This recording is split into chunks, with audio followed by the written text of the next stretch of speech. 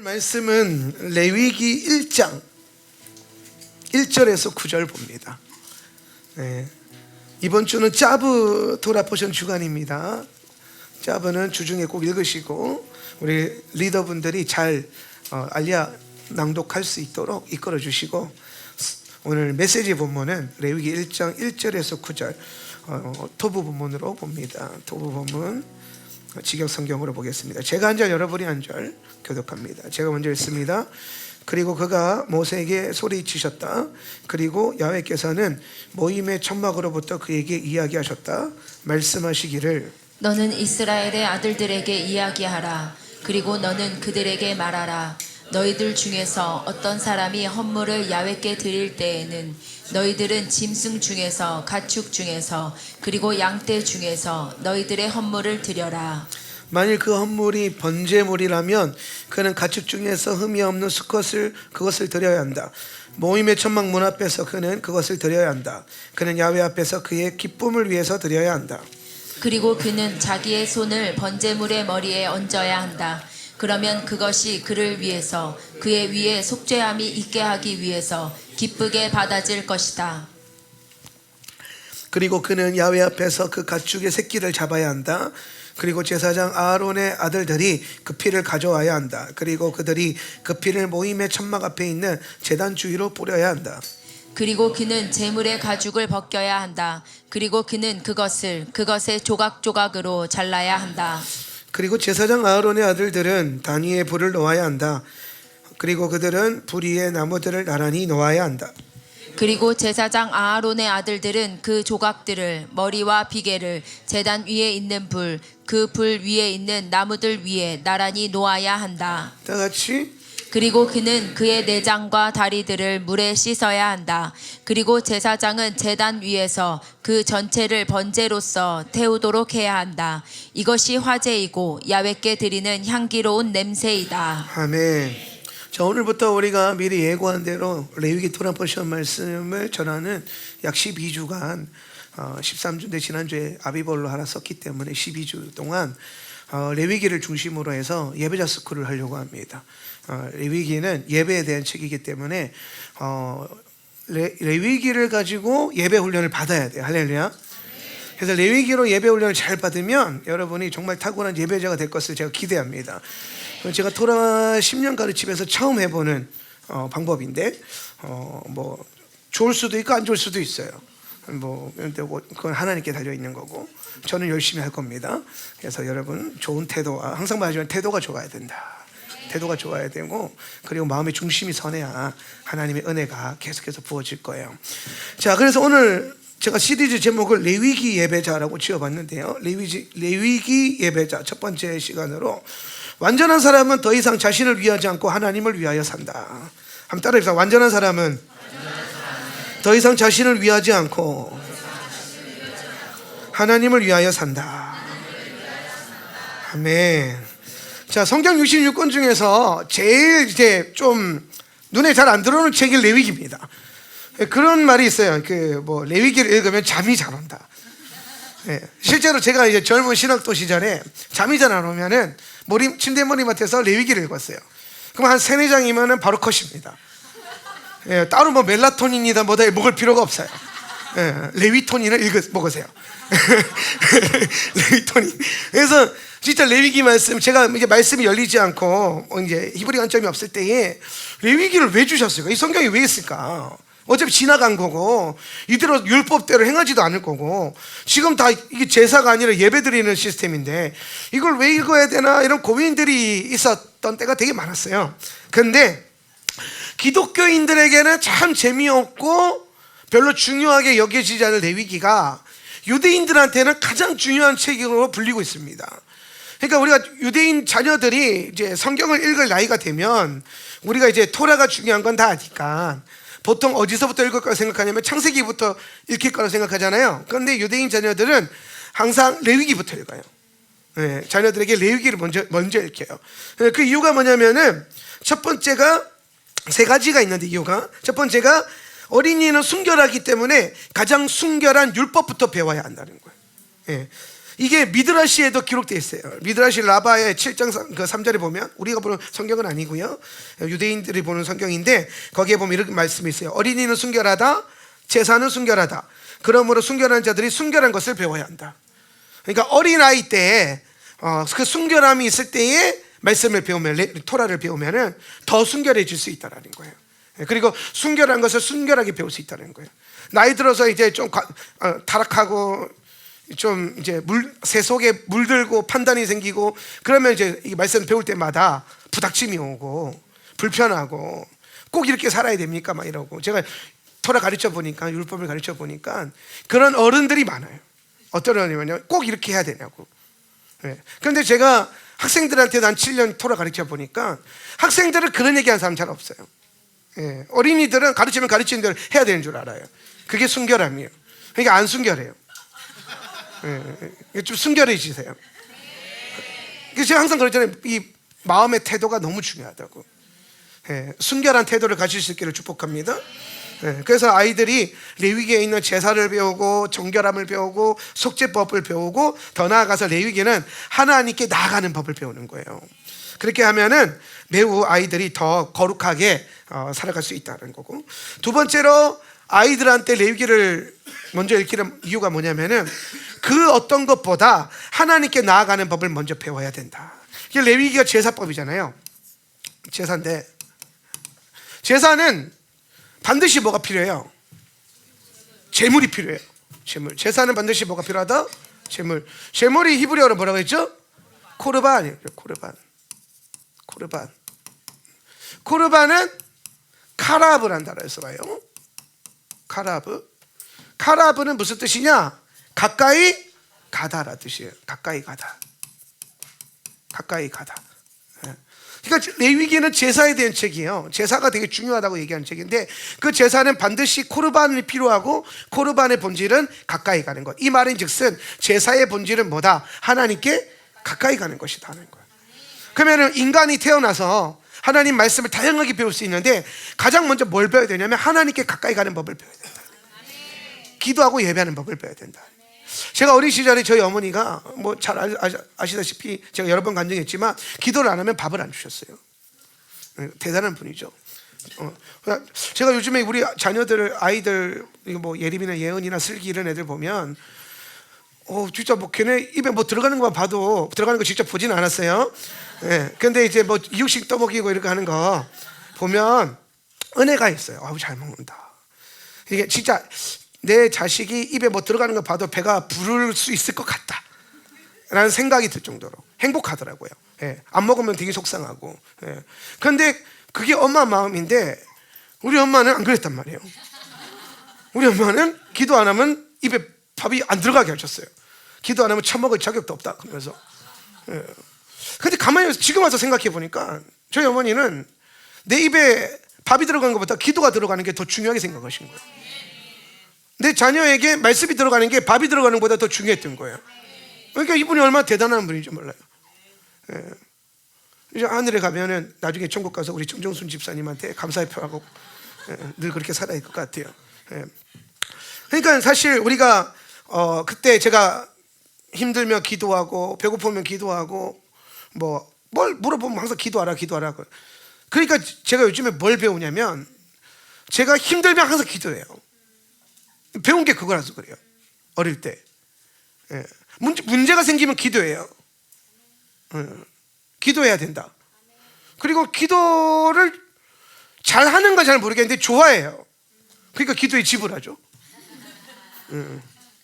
기도에 지불하는 게, 기도 안 좋아하면 그게 쉽지 않거든요. 근데 이 모든 게 결국에는 내가 어릴 때 배웠던 그 기도의 신학, 기도의 믿음. 그러니까 어릴 때 뭘 배우게 하느냐에 따라서 그 아이들의 인생이 나중에 바뀌어요. 그런데 레위기를 읽히면 뭐 어떻게 된다? 하나님께 가까이 가는 법을 가장 먼저 배우게 된다. 그러면 이 아이들의 삶 가운데 힘들고 어려울 때 언제나 하나님께 가는 법을 배울 것이다. 하나님께 가는 법을 배워야 된다. 참 좋은 은혜인 것 같아요. 그 또 제사가 가지고 있는 중요한 게 뭐냐면은 하나님께 가는 것. 이거는 연결됨인데, 연결됨은 뭐에 대한 얘기를 하냐면은 회복에 대한 얘기를 하는 거예요. 하나님과의 관계가 회복이 되는 것을 얘기한다. 그것부터 가르친다는 거예요. 굉장히 의미가 있는 것 같습니다. 그리고 마지막으로 유대인들이 레위기를 가장 먼저 익히는 이유가 뭐냐면 죄의 위험성과 경건의 중요성을 배워야 된다. 죄가 얼마나 위험한지, 죄의 위험성, 그리고 반대로 경건하게 사는 게 얼마나 중요한지, 이거를 가장 먼저 배워야 되기 때문에 아이들에게 레위기를 익힌다라는 거예요. 그러면서 사실 제사는 단절된 하나님과의 관계를 회복시키는 것을 목적으로 하고 있기 때문에 그 레위기 안에는 굉장히 중요한 구속사적인 메시지가 많이 있어요.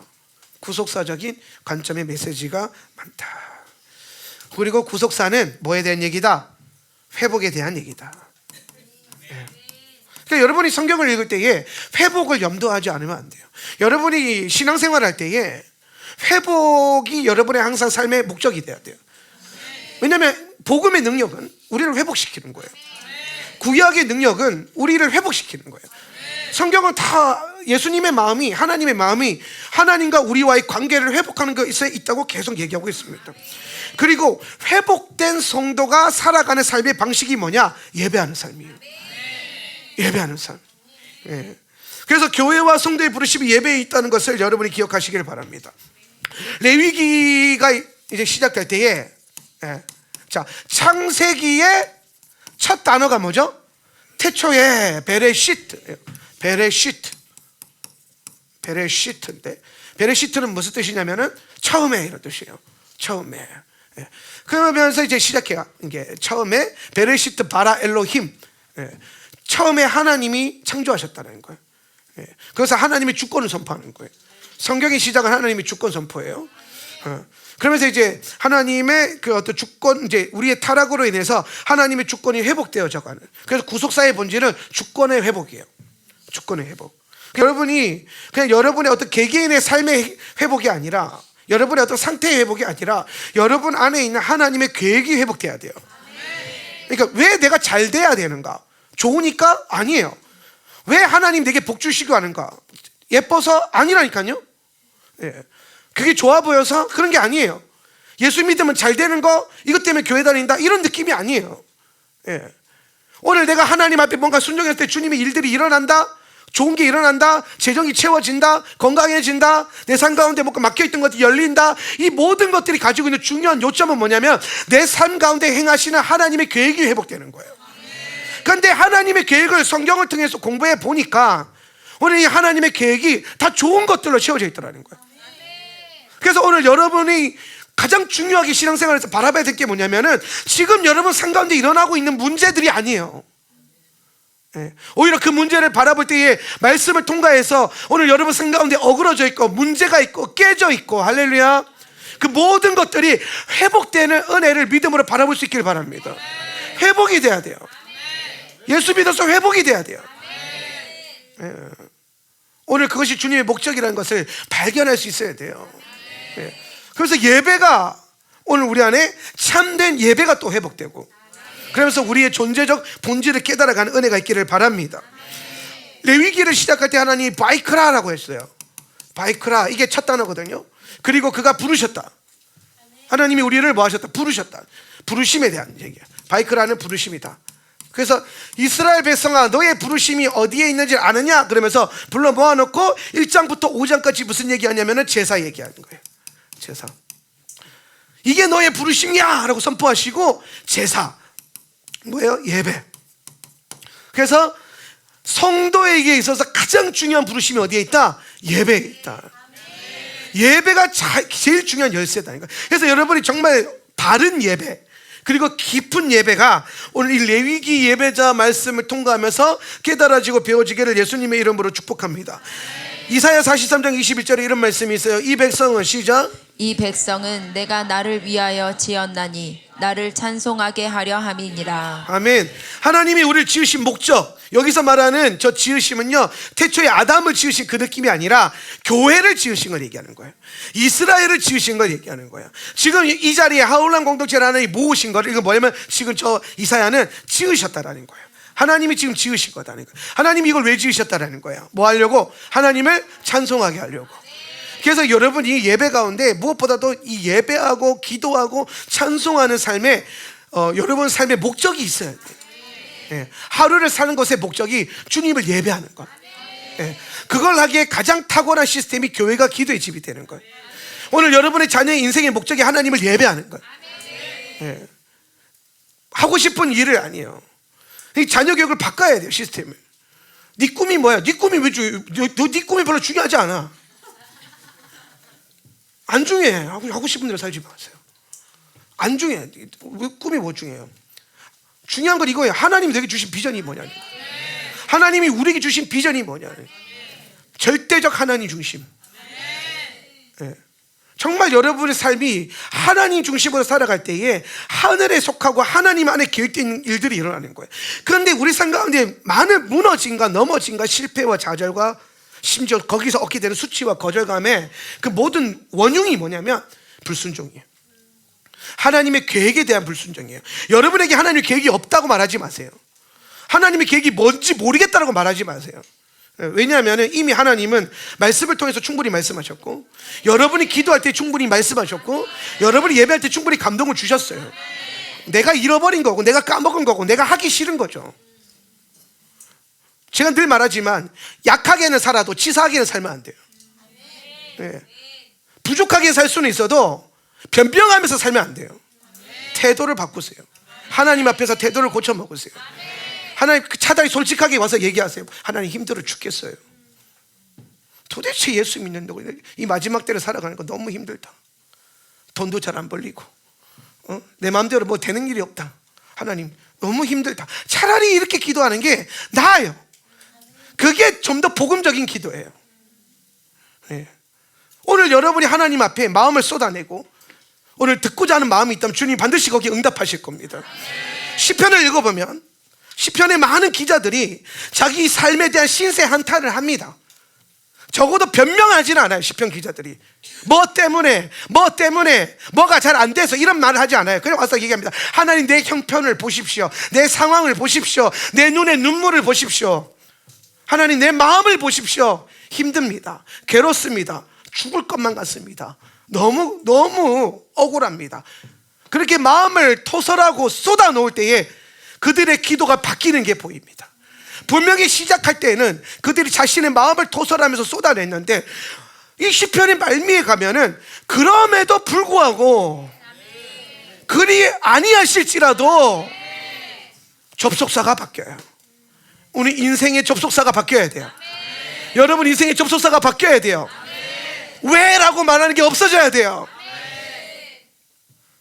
오늘 여러분 삶에 있어야 될 접속사는 그럼에도 불구하고, 그러나 주님의 위대하심 때문에 오늘 내 삶 가운데 갑자기 찬송이 올라가고, 오늘 여러분 시편 기자들이 그 시편의 말미에 기도의 흐름이 바뀌고 고백이 바뀌는 것은 그들이 계획한 것이 아닐 거예요. 이게 사실 우리가 다 경험하고 있는 거예요. 뭐냐면 하나님 앞에 와서 토설하면서 기도하다 보니까 하나님의 음성이 들려요, 안 들려요? 들리는 게 뭐다? 정상이다 하는 거예요. 따라합시다. 응답받는 게 정상이다. 들리는 게 정상이다. 안 들린다는 거 뭐야? 비정상이다. 비정상이다. 내 양은 내 음성을 정상이다는 거예요. 그게. 네.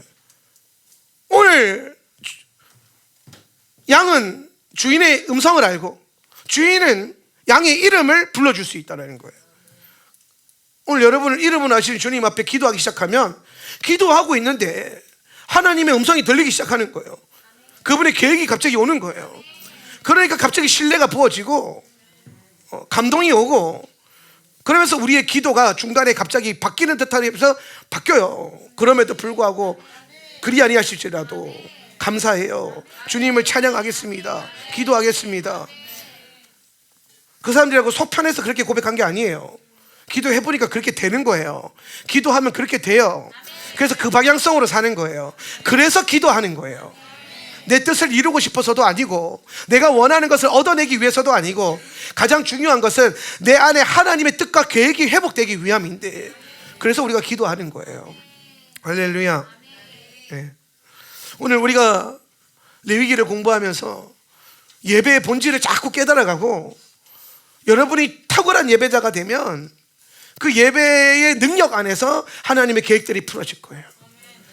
이스라엘 백성들을 보면 예배와 그 백성들의 삶이 연결이 되어 있는 게 보여요. 예배와 삶이 연결되어 있는데, 그래서 예배가 무너지면 뭐가 무너지냐면은 삶이 무너져 있어요. 또 마냥 또 그렇지 않은 게, 또 그들의 백성의 중심이 무너지면 하나님이 또 예배가 무너져 있다라고 얘기해요. 예배가 잘 돌아가는 게 문제가 아니에요. 그러니까 우리 마음과 예배가 연결되어 있다는 이 얘기를 계속 성경은 하고 있어요. 마음의 중심이 바르게 세워지면 예배가 세워진다. 근데 예배가 시스템만 도는 게 아니라 마음의 중심으로 또 연결이 되어야 된다. 이 감각이 여러분 안에 선명하게 있기를 축복합니다. 그러면서 이제 레위기 1장을 열어보면 레위기 1장에서 무슨 얘기하고 있냐면, 레위기 1장은 번제에 대한 얘기를 하고 있어요. 번제에 대한 규례를 얘기하고 있는데, 레위기 1장부터 시작해서 5장까지는 다 제사에 대한 얘기를 하고 있어요. 제사. 그래서 그 제사를 5주간에 걸쳐서 우리가 공부하면서 레위기 제사가 우리의 예배에 대해서 무슨 얘기를 하고 있는지를 선명하게 알 수 있기를 바랍니다. 가장 중요한 건 이 5대 제사를 구속사적으로 이해할 수 있어야 돼요. 이게 정말 핵심이에요. 구속사 관점. 구속사 관점. 여러분, 모든 성경은 예수 그리스도에 대해 기록되어 있습니다.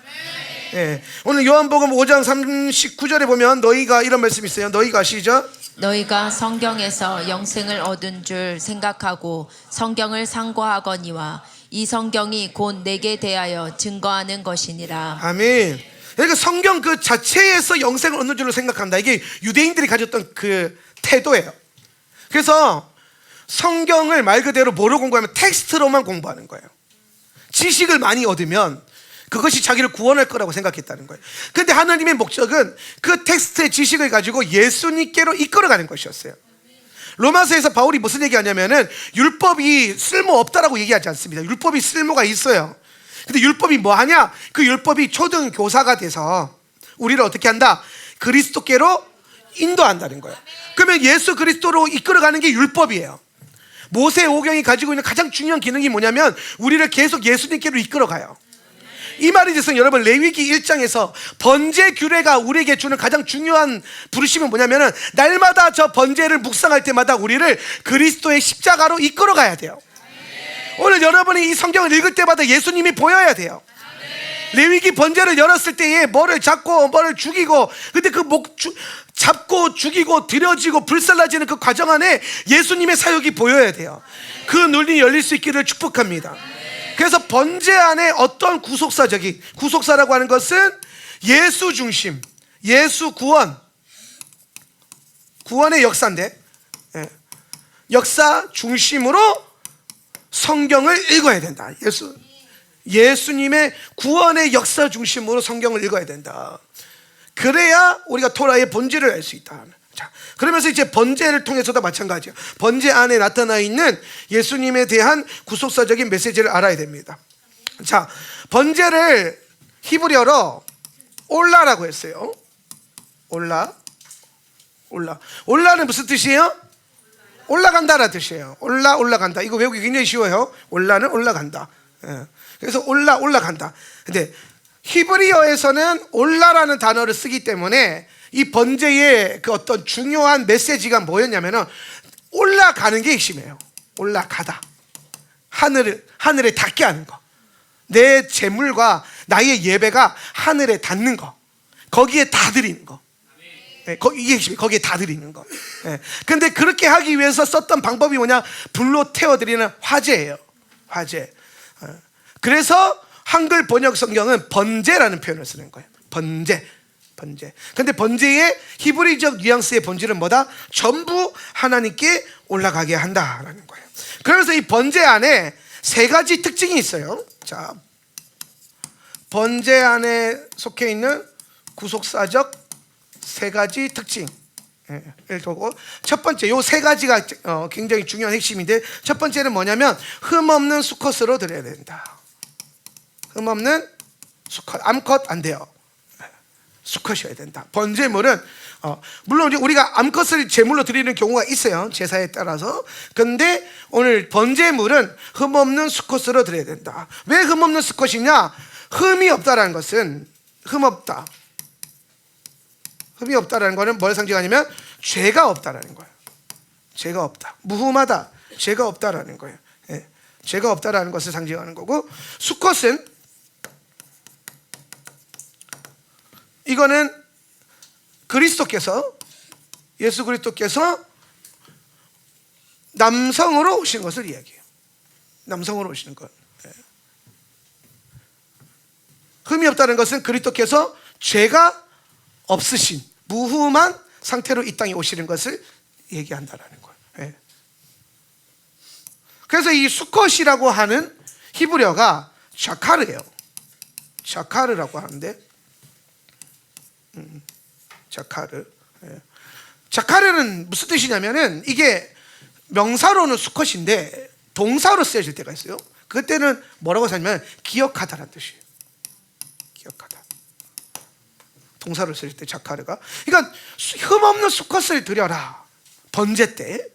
근데 번제는 또 특징이 뭐예요? 얘는 날마다 드리잖아요. 상번제라고 해서. 그럼 매일 흠없는 수컷을 드리는 거예요. 그럼 히브리어로 연결해보면 매일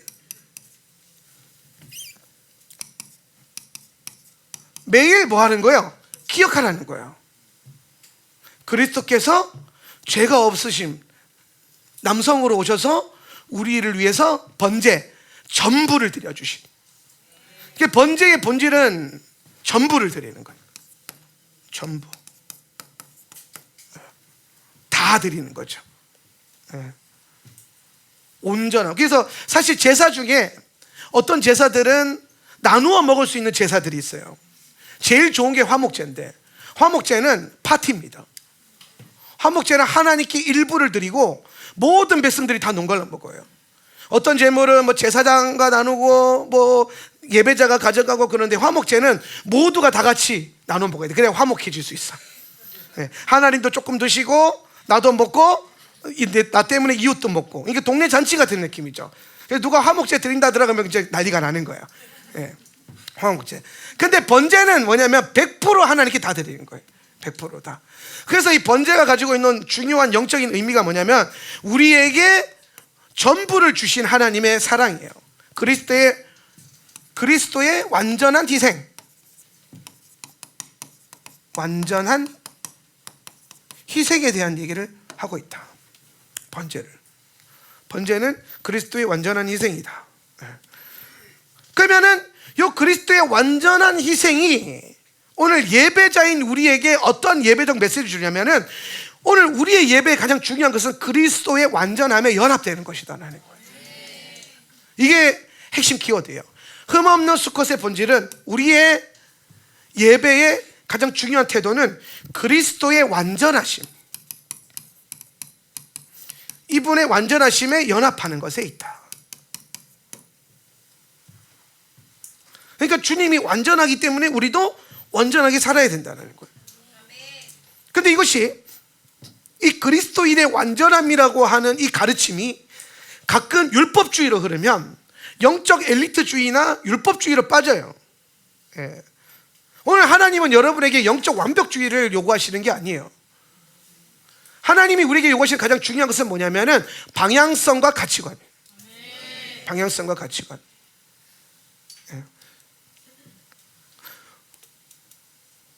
오늘 예수 그리스도를 통하여서 그리스도인이 추구해야 되는 완전함에 대한 핵심적인 추구함은 교리적이나 도덕적인 무오류가 아니다. 그게 아니라 그리스도의 완전함의 핵심은 의지와 마음이 온전히 하나님을 향하는 거예요.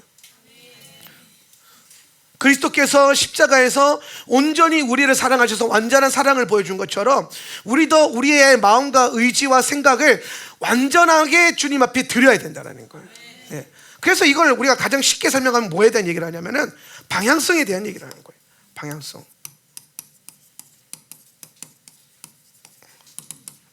내 마음에 그리고 의지에 대한 방향성. 그래서 오늘 설교 제목이 뭐냐면은 완전한 사람은 더 이상 자신을 위해 살지 않고 하나님을 위해서 산다.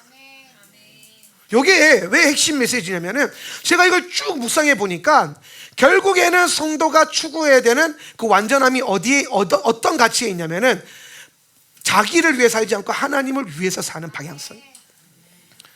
그걸 갖게 되면은 우리가 이 번제 예배에서 얻는 가장 중요한 메시지인 나를 위해서 완전히 드려주신 주님의 그 사랑에 연합되는 특별한 은혜를 누리게 된다는 거예요.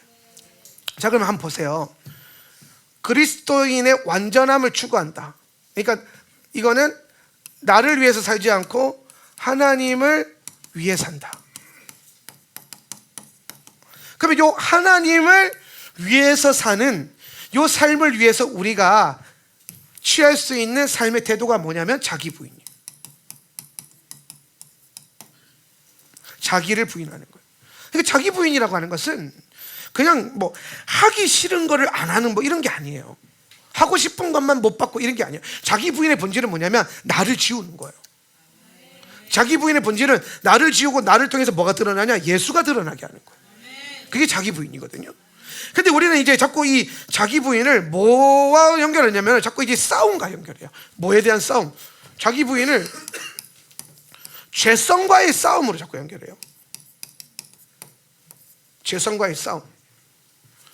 자, 요 태도로 가져가면, 자, 여러분 죄와 싸워서 잘 이겨요? 잘 쳐요? 자주 치면 안 되는데 아, 이게 우리의 그 팩트긴 팩트죠, 그죠? 죄성을 놓고 싸우면 안 이겨져요. 이게 잘 안 돼요. 나도 싸워봤는데 뭔가 하나 놓고 싸우자 그러고 싸우면 이게 잘 안 돼요. 질 때가 더 많아요. 예. 그래서 제가 생각을 해봤어요. 자기 부인의 본질이 나를 지우고 예수를 드러내는 거잖아요. 나는 죽고 예수로 사는 거잖아요. 그러면 나를 죽이고 죄와 싸우는 것에 자꾸 집중하지 말고 반대를 생각해 봐야 돼. 반대. 이거 나를 죽이는 거 좀 힘들잖아요. 나는 너무 소중하니까. 그죠? 여러분은 다 소중하니까. 자기가 얼마나 소중해요. 나는 너무 소중하니까 나를 죽이는 건 너무 힘들어. 근데 반대로 이거에 너무 집중하지 말고 뭘 하냐면 내 안에 예수를 드러내는 걸 자꾸 생각을 해보란 말이에요. 예. 제가 영적 전쟁의 원리 얘기하면서도 어둠과 싸우지 말고 빛을 초청하라 그러죠. 그게 싸움의 가장 중요한 전쟁에서 이기는 방법이에요. 예. 그러면 자기 부인의 본질도 죄성과의 싸움이 아니라 하나님의 사랑에 더 연합하는 거예요. 그분의 사랑을 더 갈망하는 거예요. 예수님을 더 원하는 거죠. 예. 우리를 향한 그분의 사랑은 분명하기 때문에 내 의지를 내 죄성과 싸우는 것에 두지 않고 내 의지를 하나님의 사랑을 더 얻는 것에 투자하는 거예요. 어떻게 하면 내가 주님의 사랑을 더 느낄 수 있을까? 어떻게 하면 내가 주의 사랑 안에서 걸어갈 수 있을까? 어떻게 하면 내가 오늘 하루도 주님의 사랑을 받아서 살아볼까? 예. 오늘 사랑에 집중하기 시작하면 그 사랑이 내게 들어오면 사랑은 두려움을 내어 쫓아요. 이 말이 무슨 말이냐면 두려움만 내어 쫓는다는 게 아니라 요한 1서에서 말하는 거는 사랑이 하나님의 사랑이 부어지면 우리 안에 있는 하나님으로부터 오지 않은 것들이 밀려나간다는 거예요. 어둠 가운데 빛이 비춰지면 어둠을 몰아내지 않아도 저절로 도망간다는 겁니다. 오늘 여러분 안에 그리스도의 사랑이 더 부어지면 오늘 여러분 안에 있었던 모든 연약함과 부족함과 인간적인 어떤 무능함, 연약함 이런 것들이 점점 뭐냐? 사라지게 될 거라는 거예요. 물러가게 될 거라는 거예요. 그리스도의 사랑이 나를 살릴 것이고 그리스도의 사랑이 나를 더 강하게 할 거예요. 거기에 또 집중하기 시작하면은 우리의 삶의 방향성이 더 밝아질 거예요. 제가 마지막 때를 전파하고 가르치는 목회자죠. 지금은 마지막 때입니다. 깨어 있으십시오. 근데 제가 어딜 가서 마지막 때를 강의하고 종말론을 강의할 때마다 늘 경계하는 게 있어요. 그게 뭐냐면 종말론 때문에 우울해지면 안 돼요. 제가 이거를 엔타임 블루라고 부르는데 엔타임 블루. 왜냐하면 많은 목회자들이 종말론의 어둠에 너무 심취를 해요. 그러다 보니까 우울해져. 모든 게 다 원수가 이기는 것처럼 보이고 원수가 승승장구할 것만 같고 나는 그냥 아무 능력도 없고 형편도 없고 나는 아무것도 안 될 것처럼 보이고 막 그렇게 보여요. 분명히 요한계시록은 분명히 종말의 본질은 그리스도의 영광스러운 승리인데, 할렐루야. 영광스러운 교회의 승리가 요한계시록의 핵심이에요. 그래서 요한계시록은 열 때부터 뭘 얘기하냐면 그리스도의 영광을 얘기하고 1장에서 2장부터 교회의 영광을 얘기하고 있어요. 교회의 이김을 말하고 있단 말이에요. 그러면서 성도들아 너희는 이길 것이다, 그리스도의 영광 안에서 요 얘기를 하고 있어요. 그 관점으로 계시록을 읽어야 되는데 우리는 늘 꽂히는 게 666 짐승 뭐 이런 거, 뭐 세계정부 이런 거 아주 그냥 재미지죠. 그분의 불꽃 같은 눈동자는 온데간데 없어. 주석 같은 발은 기억도 잘 안 나. 다 읽고 기억나는 거 666 이마 조심해야 된다, 오른손 조심해야 된다, 이런 거밖에 없어. 이런 거밖에. 그게 아니라는 게 아니라 하나님이 그 표와 짐승을 보는 관점을 뭐로 두신 거예요? 시작부터 그리스도의 영광으로 두신 거예요. 승리로 보라는 거예요. 승리로. 이기는 게임으로 보라는 거예요. 그러면 이 마지막 때에 내가 이기기 위해서 교회 요한계시록에 늘 말하는 게 이기는 자에게는 그러니까 성경은 이기는 게 관심이 있어요. 우리가 이기는 싸움을 하라는 거예요. 그 이기는 싸움에 대한 그 비결을 7교회의 계시에 다 담아두셨어. 여러분 말씀을 보는 방향성을 이제 아시겠습니까? 물론 세상은 더 어두워질 거예요. 6월절을 앞두고 있는 이 우리의 삶 가운데서도 많은 어둠이 지나가고 있을 거예요. 근데 어두울 때 어둠을 바라보면 소망이 없잖아요. 근데 여러분 기억하시면 어두울 때 어두울수록 작은 빛이 더 선명해집니다. 밝으면 빛이 잘 보이지 않아요. 하나님이 우리에게 어둠을 허락하시는 이유는 그 어둠 가운데 빛으로 오신 예수 그리스도를 더 섬세하게 바라보고 명확하게 바라보도록. 그러니까 여러분 있는 거예요. 우리 삶이 어두울수록 우리의 방향성은 더 선명해질 거예요. 여러분 세상이 어두워질수록 혼란스럽지 않을 거예요. 여러분이 예수의 영을 갖고 오늘 말씀 안에서 선명한 말씀의 영을 갖고 있다면 여러분의 삶은 이 세상이 어두울수록 빛은 하나밖에 없거든요. 그래서 여러분 세상이 어두운 게 오히려 우리에게 더 유리해요. 어설픈 빛들로 인해서, 어설픈 영광으로 인해서 가려지지 않는 게 더 유리해요. 더 선명해질 거예요. 헷갈릴 리가 없어요. 그 관점으로 하나님 말씀을 보듯이 오늘 레위기 말씀도 마찬가지예요. 주님께서 완전한 사랑과 희생을 우리에게 보여주셨는데 그 말이 있으면 우리도 그 완전함에 연합하고 그렇게 예배하라는 것인데, 그러기 위해서 자기 부인해야 되는데 우리 안에 죄성이 있어요. 맞아요. 내 안에 상처가 있어요. 맞아요. 제가 말하는 거 상처를 없다라고 하지 말라는 거예요. 상처가 있잖아요. 거절감이 있잖아요. 수치심이 있잖아요. 결핍이 있잖아요. 근데 중요한 건 그게 중요하지 않다라는 거지. 그게 내 삶을 이끌어갈 수 없다는 거죠. 내 상처가 나를 이끌어가고 내 삶의 결핍이 나를 이끌어가고 두려움이 나를 이끌어가게 할 이유가 전혀 없다라는 거예요. 왜냐하면 그 상처 가운데서도 주님이 계시고 그 거절감 가운데서도 주님은 계시고 그 수치심 가운데서도 주님이 날 위로하고 계시고, 예수가 안 계시면 그렇게 살아. 그냥 예수가 안 보이면 그렇게 살 수밖에 없어요. 그런데 우리는 예수를 순전하게 볼 수 있는 믿음의 눈이 있어요. 오늘 성령이 오셔서 날마다 여러분 삶 가운데 예수의 능력을 보여주실 거고 예수님이 어떻게 일하고 계신지를 밝히 드러내 주실 거예요. 우리의 관점이 예수님을 향하고 있다면 계속해서 보일 거예요. 예수님이. 그래서 우리는 자기 부인을 내 죄성과의 싸움이 아니라 그리스도의 사랑의 연합으로 더 가져가자는 거예요. 어떻게 하면 주님을 더 사랑할 수 있을 것인가? 내가 오늘 주님을 사랑하기 위해서 뭘 더 할 수 있을까? 여기에 꽂혀야 돼요. 여러분 안에 있는 어떠한 죄의 문제와 씨름하지 마십시오. 그리스도의 사랑과 씨름하세요. 그 누구도 예배당에서 그리스도의 사랑을 누리고 있을 때 죄를 생각하는 사람은 없어요. 그렇게 될 수가 없어요. 그런데 그리스도의 사랑과 상관없는 삶의 영역에서는 죄에 대한 미혹이 있고 유혹이 있고 그거에 대한 씨름이 있을 수밖에 없어요. 그러니까 여러분 싸움을 벌리려고 하면은 유리한 플레이스, 홈그라운드로 와야 돼요. 홈그라운드, 하나님의 홈그라운드, 하나님의 집, 기도의 집, 환경을 그렇게 바꿔야 돼요. 그렇게 되면 거기서는 죄와 씨름하는 사람, 여러분 지금 더 은혜 받으려고 씨름하고 있지? 지금 이 자리에 앉아서 내가 어제 지었던 죄, 막 지금 올라오는 죄, 막 죄가 생각나, 막 죄 짓고 싶어 이러지는 않잖아. 지금 교회에서는 그럴 수가 없어요. 근데 이 하나님의 홍보람들 떠나가면은 알코올 좋아하는 사람은 술집을 지나가게 될 거예요. 씨름하게 될 거고, 돈 좋아하는 사람들은 돈 벌리는 그런 구멍들이 막 보이기 시작할 거예요. 뭐 씨름하게 될 거고. 물론 우리 돈을 벌어야 돼, 많이 벌어야 돼. 할렐루야. 그런데 그것이 그리스도의 사랑과 상관없어서는 안 돼요. 여러분의 재정 영역이 그리스도의 사랑으로 보존돼야 돼요. 상관없는, 그리스도의 사랑과 상관없는 삶을 살지 말라는 거예요. 그래서 우리 계속해서 뭐 한다? 그리스도의 사랑을 선포하고 거기에 집중하기 시작한다니까. 오늘 하루를 살더라도 이 생각을 해야 돼요. 내가 어떻게 그리스도의 그 완전한 사랑에 내가 연합될 것인가. 그래서 내가 어떻게 나의 예배를 완전하게 드릴 것인가. 여러분의 예배를 완전해져야 돼요. 그리스도를 향한 사랑이 두근거리는데 예배 때 졸릴 리가 없습니다. 집중이 안 될 리가 없습니다. 그분의 사랑으로 더 두근거리시길 축복합니다. 더 나아가서 자기 부인이 아니고서는 여러분 삶 속에 하나님의 사랑이 나타날 수가 없어요.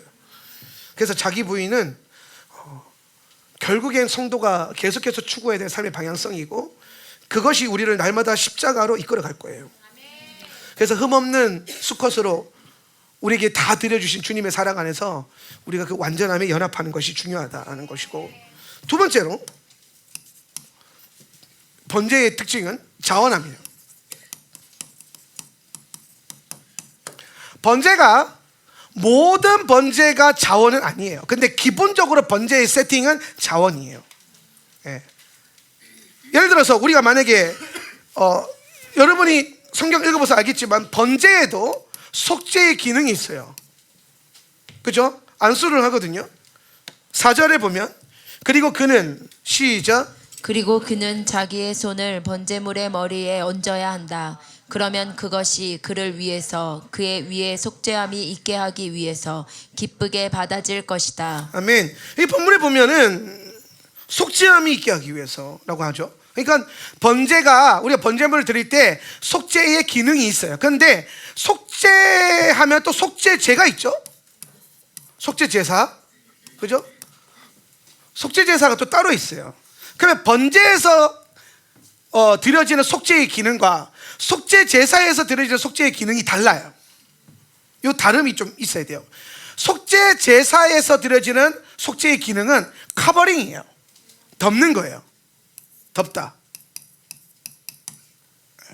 죄를 덮는 거예요. 피로, 제물로, 예배로 커버하는 거죠. 그런데 번제에서 드려지는 예배에서 드러나는 속죄의 기능의 핵심이 뭐냐면 회복이에요. 회복, 관계적 회복. 그렇기 때문에 조금 방향성이 다르다. 회복이 목적이 있는 것과 덮는 거는 뭐냐면, 이거는 거룩함과 정결함이 연결되어 있고요. 회복의 본질은 뭐냐면 관계성이에요. 그래서 번제 예배의 본질은 관계를, 하나님과의 관계를 선명하게 가져가는 것인데, 그렇기 때문에 번제는 의무적이기보다는 자원하는 제물에 가까워요. 자원한다. 하나님 앞에 내가 스스로 자원하는 마음으로 드린다. 그래서 그 구절이 1장 3절에 보면, 만일 그 헌물이 번제물이라면 그는 가축 중에서 흠이 없는 수컷을 드려야 한다. 모임의 천막 문 앞에서 그는 그것을 드려야 한다. 그는 야훼 앞에서 그의 기쁨을 위해서 드려야 된다라고 되어 있어요. 기쁨을 위해서 드린다. 저 부분이 뭐냐면 자원함에 대한 얘기를 하는 거예요. 하나님을 기쁘시게 하려고. 내가 죄를 지어서가 아니라. 속죄제사는 뭐예요? 네가 죄를 짓는다면 이 제물을 드려야 된다. 근데 번제물은 뭐예요? 죄가 아니에요. 네가 하나님을 기쁘시게 하고 싶다면, 네가 하나님을 기쁘게 하고 싶다면 이 번제물을 드려야 된다라는 거예요. 그러면서 이제 번제가 강제성이 아니라 자원하는 예배였다는 것을 알려주는 거예요. 물론 이 자원한데 번제가 또 하나님의 의무와 명령에도 연결은 돼 있어요. 뭐 절기 제사를 지낼 때 번제를 뭘 하고 뭐 이런 게 있거든요. 의무도 있어요. 그런데 이 의무와 하나님의 명령을 대하는 번제 예배를 드리는 예배자의 태도는 뭐에 있다? 이거를 자원함으로 한다. 여러분, 이게 아주 중요한 영적인 메시지예요. 두 번째 우리가 번제를 통해서 배워야 될 예배의 메시지가 뭐냐면, 여러분에게 예배는 의무입니까? 자원 아닙니까? 그렇지, 이 얘기를 하고 싶은 거야. 자원 아니고 오고 싶으면 오고 안 오시면 안 올 거예요? 정신 차리세요. 할렐루야. 정신을 차려 깨어 있으십시오. 여러분에게 예배는 명확하게 따지면 하울람 멤버십들에게는 의무가 있어요. 대그룹 예배에 참여해야 되는 의무가 있죠. 우리는 DNA 스쿨 때 그걸 반드시 가르쳐요. 예배는 내가 내 기호에 따라서, 아니면 내 환경에 따라서, 혹은 나의 어떠함에 따라서 드려도 되고 안 드려도 되는 게 아니라, 우리의 방향성은 이 공동체의 대그룹 예배에 헌신하는 것이 방향성이다. 근데 상황의 어려움이나 여러 가지 어려움에 대해서 각자 개인의 믿음의 분량에 따라서 건너뛸 수도 있고, 아니면 온라인 요새 또 미디어로 다 돼 있잖아요. 요즘 보면 엄청 잘 보이잖아요. 화면에도 봐도. 어떤 분들 그러더라고요. 얼굴 보고 설교 듣는 것보다 화면으로 듣는 게 좀 더 마음이 편하다고. 얼굴 들고 그러면 때가 칠 때 되는 거, 야! 이렇게 같아가지고 약간 부담스러운데, 화면 한번 걸쳐서 보면 일단 나한테 하는 말은 아니야, 이런 느낌이 오는 것 같아. 정신 차리세요. 여러분에게 하는 말이니까. 너에게 하는 말이야. 이게 깨달아져야 되는데. 그러니까 환경에 따라서 그런 선택을 할 수는 있지만, 우리의 중심적인 방향성과 기준은 뭐다? 의무다는 거예요. 의무다. 그런데 그걸 의무라고 해서 앉아있지만, 그 의무적 예배를 대하는 나의 태도는 뭐여야 된다?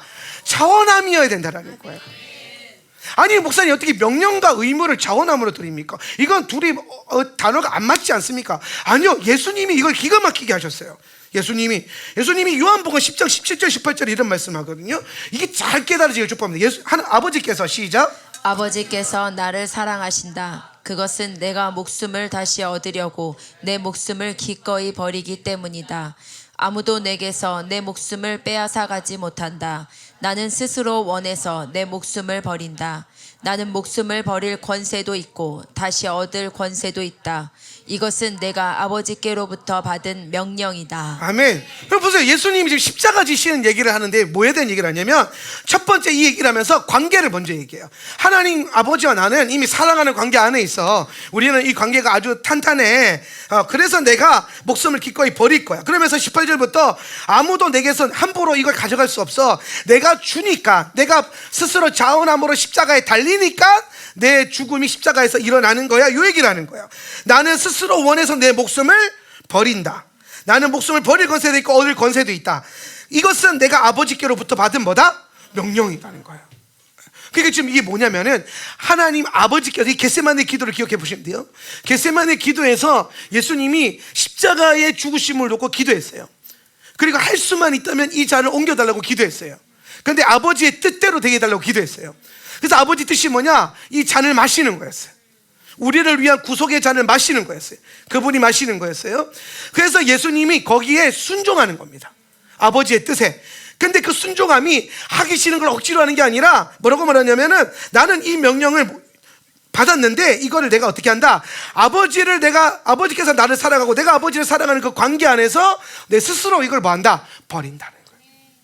이게 뭐냐? 명령을 받았지만, 명령했기 때문에 내가 그냥 복종하는 게 아니라, 그 명령하는 대상과의 관계 때문에 내가 거기에 대해서 자원함으로 순종한다는 거예요. 요런 태도. 요 태도. 이거는 여러분, 우리가 예배를 대하는 태도이기도 하고, 여러분이 말씀을 대하는 태도이기도 해요. 하나님 말씀을 대하는 태도. 하나님 말씀이니까 지켜야 돼.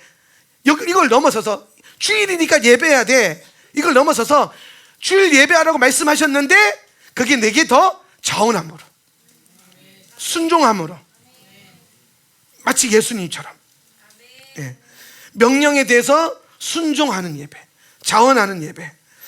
그래서 우리가 이 자원이라고 하는 단어의 그 의미를 좀 바꿔야 돼요. 우리는 자원이라고 생각하면은 자유롭게라고 생각해요. 해도 되고 안 해도 되는 거. 자원함으로 섬기세요 그러면은, 선택권이 나에게 있구나. 그 착각이죠. 자원함으로 섬기세요는 뭘 말하냐면은, 너 이거 해야 되는데 시켜서 하는 게 아니라 스스로 원하는 것처럼 할 수 있는 기회를 주겠다라는. 내가 너에게 이걸 시킬 건데, 그걸 억지로 하는 게 아니라 스스로 할 수 있는 아름다운 모양을 보일 수 있는 기회를 내가 너에게 주는 거야. 요 얘기가 뭐냐? 여러분, 이거 자원함으로 섬겨주세요, 요 얘기를 하는 거예요. 아, 이건 해도 되고 안 해도 되는 것보다가 아니라는 거예요. 자원이란 내 마음 내키는 대로가 아니에요. 내 마음 중심이 아니에요. 하나님 마음의 중심에 내 자원함을 붙이는 거예요. 하나님의 뜻에 내 자원하는 마음을 붙이는 거예요. 내 마음대로 하는 게 아니에요. 오히려 하나님 주신 명령과 의무에 예수님의 태도를 갖는 게 자원이다. 예수님의 스스로 원함으로. 그래서 매주 매일 우리가 드려진 예배 가운데 이런 자원하는 태도가 여러분 안에 있어야 될 것이고, 여기서부터 하나님과의 관계가 더 선명해질 거다라는 거예요. 자원함. 근데 어떠한 뭐에 대한? 명령에 대한. 그래서 예수 십자가는 아버지의 명령인과 동시에 그리스도의 자원하는 순종이었다라는 거예요. 오늘 지금 우리가 드려지는 예배는 이 공동체의 의무이고 하나님의 명령인과 동시에 여러분의 자원하는 선택이고 순종이어야 된다는 거예요. 이런 관계성 안에서 우리가 뭘 만들어간다? 하나님과의 회복된 관계를 만들어갈 수 있다는 거예요. 많은 목사님들이, 제가 참 목사님들 연약한 모습 얘기하는 게 좀 그런데, 왜냐하면 성도들 얘기하면 다 나다 이렇게 얘기할까봐 그냥 목사님들 까는데, 어떤 목사님들 중에서 그런 얘기했어요. 하는 분들이 있어요. 그러니까, 아유, 내가 주님이 시키니까 어쩔 수 없이 목회한다. 네. 주님이 보내시니까 어쩔 수 없이 내가 이거 사명 감당하는 거지. 이거 내가 선택할 수 있었으면 벌써 때려쳤다. 네. 주님이 하라고 하니까 하는 거지, 하지 말라고 했으면 벌써 안 한다는 그런 분들이 간혹 있어요. 아마 이 설교를 듣는 목사님들 중에서 그런 분들이 있을지도 몰라요. 정신을 차리십시오. 그런 게 아니에요. 섬길 수 있음에 감사한 거고, 불러주심에 감사한 거고, 더 할 수 있음에 감사한 거예요. 자원함이 있어야 돼요. 불렀지만 자원되는 심령.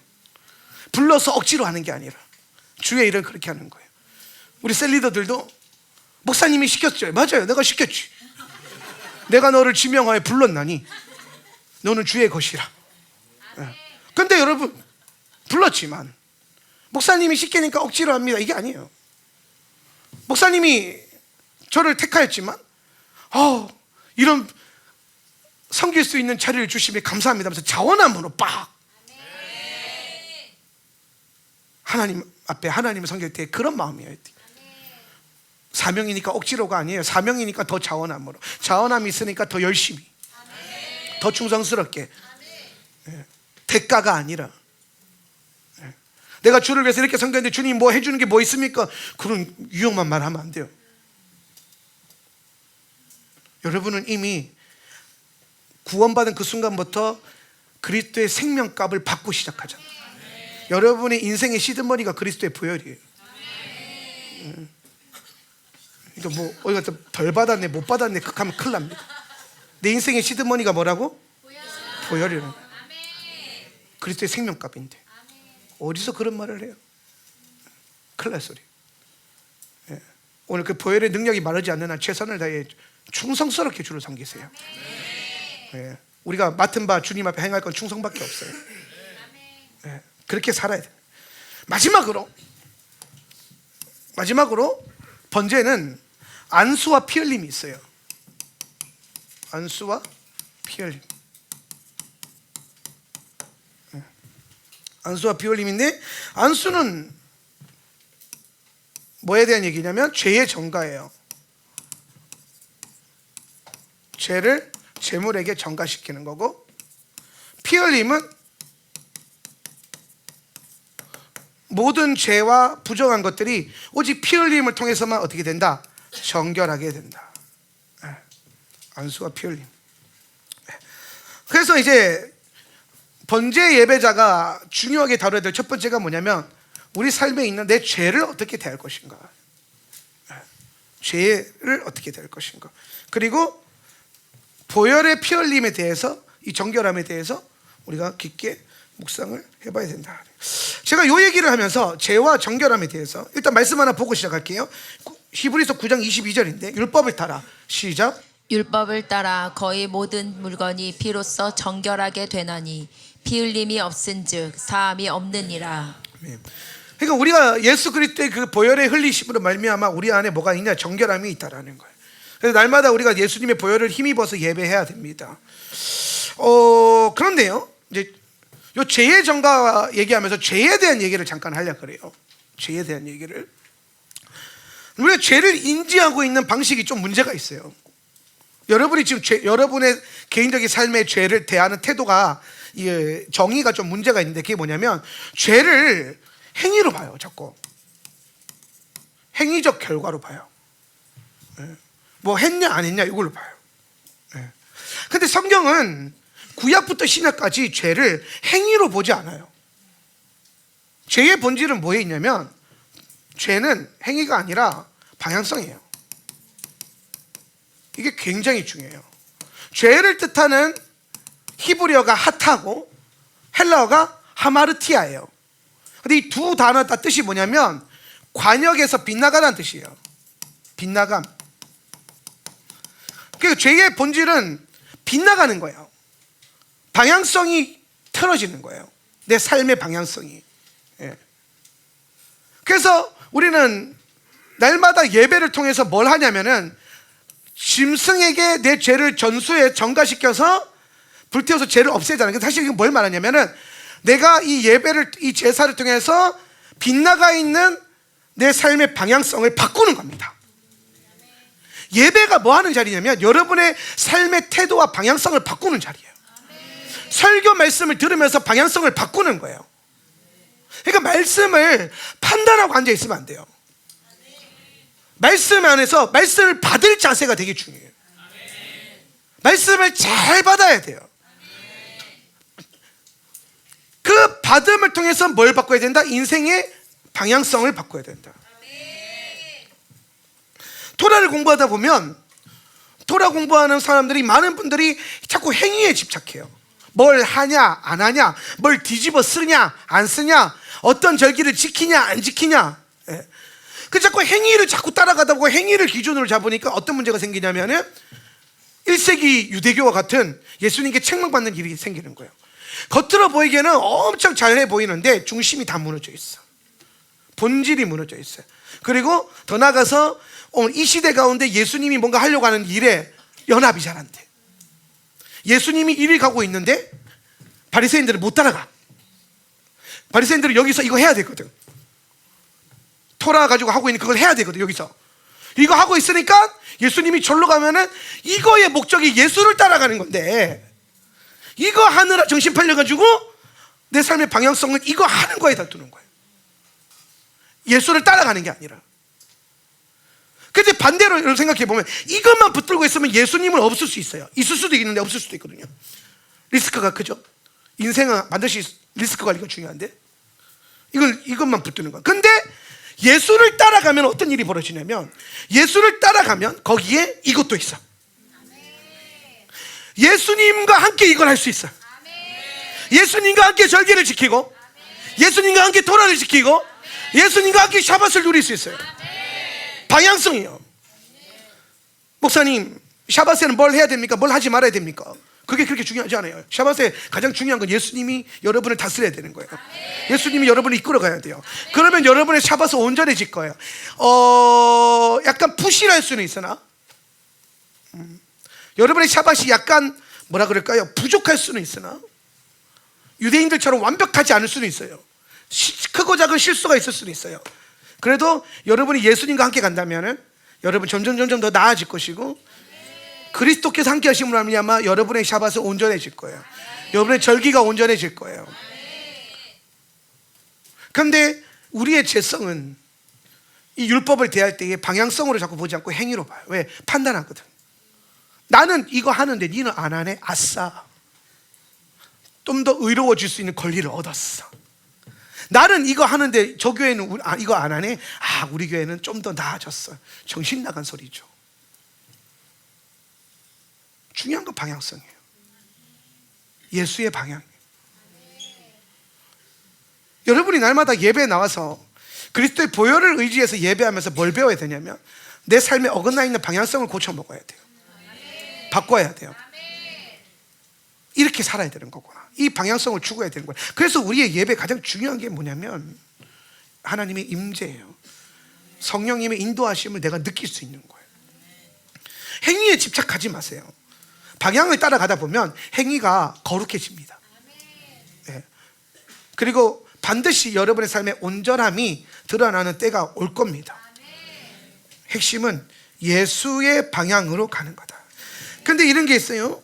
방향성이 분명하면 넘어져도 괜찮아요. 방향성이 분명하면 넘어져도 죄가 되진 않아요. 그런데 방향성이 어긋나 있으면 넘어지면 그건 죄로 묶여버려요. 그래서 가장 중요한 게 뭐다? 방향성이다. 오늘 이 예배 한 번을 통해서 여러분의 삶의 방향성이 바뀌는 은혜가 있기를 축복합니다. 그래서 오늘 레위기 번제 말씀을 통해서 우리가 세 가지를 배웠는데, 첫 번째는 흠없는 수컷, 그리스도의 완전한 희생. 오늘 그래서 우리가 그리스도의 그 완전함에 연합하는 것, 그걸 위해서 자기 부인하고, 자기 부인은 죄성과의 씨름과 싸움이 아니라 그리스도의 사랑에 더 연합하는 것이다. 거기에 더 많은 힘을 써라. 여러분 삶에 죄가 없다는 게 아니에요. 죄의 문제가 심각하지 않다는 게 아니에요. 근데 중요한 건 방향을 바꿔야 돼요. 오늘 번제의 가장 중요한 본질은 방향이 바뀌는 거예요. 방향. 예배를 드리는 태도의 방향이 바뀌고, 자원함으로, 감사함으로, 그리고 더 나아가서 마지막으로 우리 안에 죄가 행위가 아니라 방향성의 문제라는 것을 꼭 깨달아서 여러분 삶 가운데 예수 방향이 더 견고해지고 선명해지기를 축복합니다. 오늘 그래서 이런 삶이 되는 거예요. 완전한 사람은 더 이상 자신을 위해 살지 않고 하나님을 위해서 산다. 하나님을 위해서 사는 복된 방향을 가진 성도들이 되시기를 축복합니다. 자, 자리에서 일어나셔서 한번 기도하기를 원하는데,